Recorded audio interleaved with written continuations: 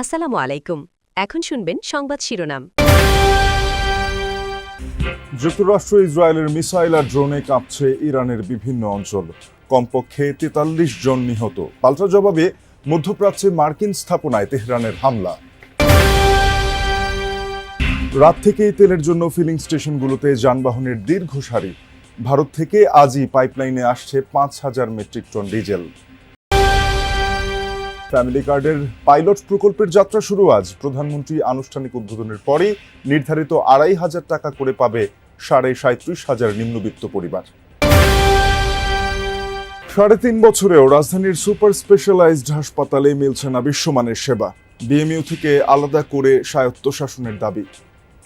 এতক্ষণ শুনছিলেন সংবাদ শিরোনাম, এখন শুনবেন বিস্তারিত। আরও ভয়াবহ রূপ নিতে শুরু করেছে ইরান যুক্তরাষ্ট্র ইসরায়েলের অপারেশন এপিক ফিউরি। হামলার নতুন ওয়েভে কাঁপছে রাজধানী তেহরান সহ বিভিন্ন অঞ্চল। সোমবার রাতভর তাণ্ডব চালানো হয়েছে পূর্ব তেহরানে। মৃত্যু হয়েছে কমপক্ষে ৪০ জনের। লোরেস্তান প্রদেশে প্রাণহানির শিকার ৩ শিশু। মুহুর্মুহু বিস্ফোরণে কাঁপছে রাজধানীর পশ্চিমাঞ্চলীয় কারাজ শহর। সোমবার রাত থেকেই বিদ্যুৎ বিচ্ছিন্ন হয়ে পড়ে অঞ্চলটি। যৌথ বাহিনীর হামলার টার্গেট হয়েছে বিপ্লবী গার্ড আইআরজিসির কমান্ড সেন্টার ও কার্যালয়। কুদস ফোর্সের একটি কমান্ড সেন্টার ধ্বংসের দাবিও করেছে ইসরায়েল।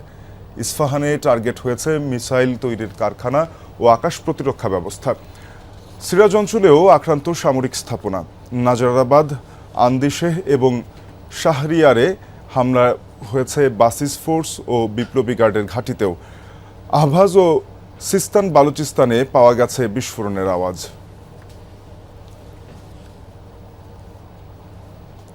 যুক্তরাষ্ট্র ইসরায়েলের হামলার পাল্টা জবাব দিয়ে যাচ্ছে ইরান। মধ্যপ্রাচ্যে দেশ দুটির বিভিন্ন সামরিক স্থাপনা জুড়ে চালিয়ে যাচ্ছে অভিযান। আবারও মিসাইল ছুড়েছে বাহরাইন, কুয়েত ও সৌদি আরবে। ইসরায়েলের রাজধানী তেল আবিব সহ বিভিন্ন স্থানে ছোড়া হয়েছে মিসাইল। প্রাণ হারিয়েছেন ২ জন।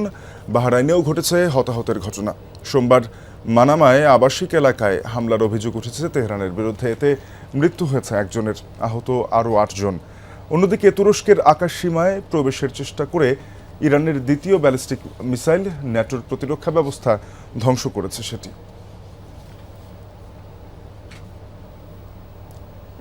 ইরানে কাঙ্ক্ষিত জয়ের অনেকটাই অর্জন করে ফেলেছে যুক্তরাষ্ট্র ইসরায়েল যৌথ বাহিনী। এখন যুদ্ধ প্রায় শেষের দিকে, এমন মন্তব্য করেছেন মার্কিন প্রেসিডেন্ট ডোনাল্ড ট্রাম্প।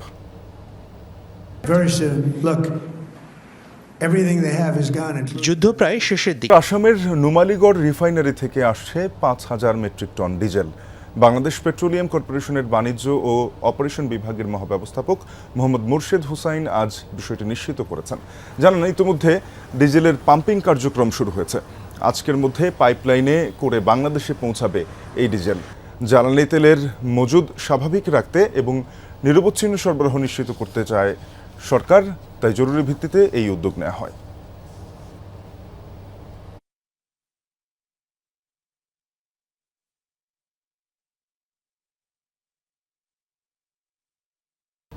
তেল সমৃদ্ধ মধ্যপ্রাচ্যে যুদ্ধের কারণে জ্বালানির সংকট দেখা দেয়ায় বিকল্প উৎস খুঁজছে বাংলাদেশ। চীন, ভারত সহ কয়েকটি দেশের সাথে সহায়তা চেয়ে আলোচনা চলছে বলে জানিয়েছেন অর্থমন্ত্রী। বলেছেন, জ্বালানি সংকট বিবেচনা করে সরকার অর্থনৈতিক কর্মসূচি সাজাচ্ছে। এর আগে চীনা রাষ্ট্রদূত বলেন, জ্বালানির ক্ষেত্রে সহযোগিতা চাইলে আলোচনা হতে পারে বাংলাদেশের সাথে। ইরানে মার্কিন যুক্তরাষ্ট্র ও ইসরায়েলের হামলা পাল্টা হামলায় যুদ্ধ ছড়িয়ে পড়েছে তেল সমৃদ্ধ মধ্যপ্রাচ্যে। এতে সারা বিশ্বের মতো জ্বালানি সংকটের শঙ্কায় বাংলাদেশও।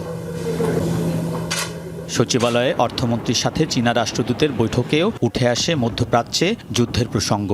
আলোচনা হয় ৪ চীনা কোম্পানির বাংলাদেশে $১০০ মিলিয়ন বিনিয়োগ প্রতিশ্রুতি নিয়েও। এতে ১০,০০০ মানুষের কর্মসংস্থান হবে বলে জানান রাষ্ট্রদূত। বলেন, তিস্তা প্রকল্পে চীনের আগ্রহের বিষয়টিও তুলে ধরা হয়েছে অর্থমন্ত্রীর কাছে। মধ্যপ্রাচ্যের সংকটের প্রভাব পৃথিবীর সব দেশের ওপর পড়েছে। আমরা যুদ্ধবিরতি, শান্তি আলোচনার কথা বলছি। এই পরিস্থিতিতে বাংলাদেশ চীনের কাছে কী ধরনের সহযোগিতা প্রত্যাশা করে সেটি নিয়ে আলোচনা হতে পারে।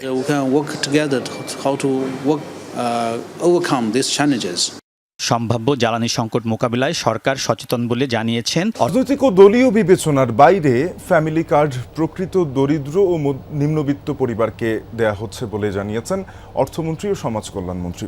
তারা দাবি করেন 37,500 পরিবারকে কার্ড দেওয়ার ক্ষেত্রে স্বচ্ছ প্রক্রিয়া অবলম্বন করা হয়েছে। আজ প্রধানমন্ত্রী ফ্যামিলি কার্ডের পাইলট প্রকল্প উদ্বোধনের পরপরই নির্ধারিত 2,500 টাকা পেয়ে যাবে পরিবারগুলো। মন্ত্রীরা বলছেন, এই কার্ডের কারণে ভিজিএফ ও ভিজিডি কার্ড বন্ধ হবে না, proকৃত দরিদ্ররা আগের সুবিধাও পাবেন না। নির্বাচনী প্রতিশ্রুতির অংশ হিসেবে সবচেয়ে গুরুত্ব দিয়ে প্রথমেই ফ্যামিলি কার্ড প্রকল্প বাস্তবায়ন করতে যাচ্ছে সরকার।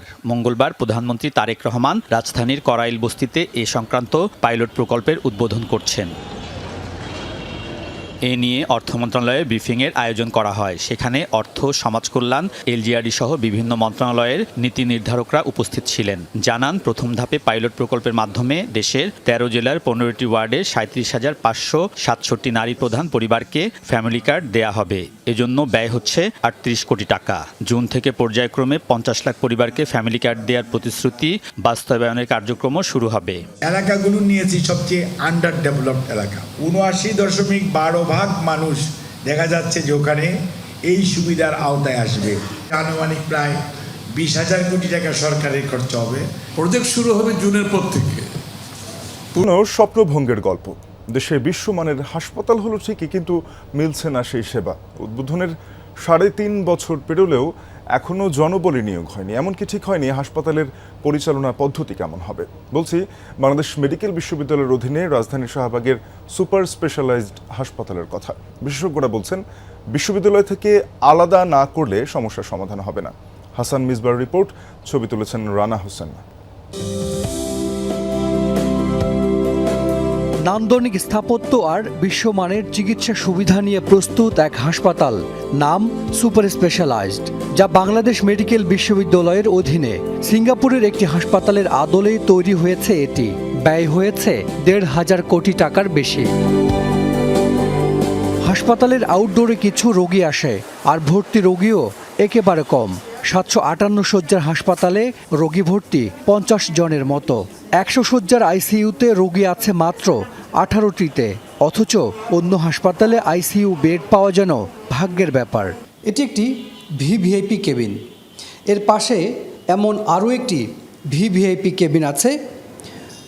এটি বাংলাদেশের একমাত্র সরকারি হাসপাতাল যেখানে 2টি ভিভিআইপি কেবিন আলাদা করে বানানো হয়েছে প্রধানমন্ত্রী এবং রাষ্ট্রপতির চিকিৎসা নেওয়ার জন্য।